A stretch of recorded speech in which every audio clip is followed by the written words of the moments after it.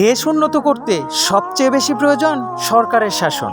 আমাদের দিতে হবে নিরপেক্ষ আইনের সুশাসন। যদি না থাকে আইনের সুশাসন, থাকবে না বিচারকের আসন। গরিবদের থাকতে হবে বিনা পয়সার আইনজীবী, তখনই ফিরে পাবো আমাদের ন্যায্য দাবি।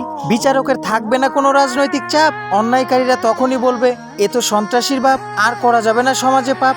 মামলা করতে মধ্যবিত্তদের হয়রানির শিকার হতে হয়, ওইদিকে ধনীদের মামলা তাড়াতাড়ি সরকার নিতে কয়। কোন মামলায় কত টাকা দিতে হবে ফি, আদালত প্রাঙ্গণে চারটে নিয়ে দিলে সরকারের সমস্যা হয় কি? উকিল বলে এটা আপনার জানার দরকার কি? সরকারের এই বিষয়ে নিতে হবে পদক্ষেপ, তাহলেই থাকবে না আমাদের মনের আক্ষেপ।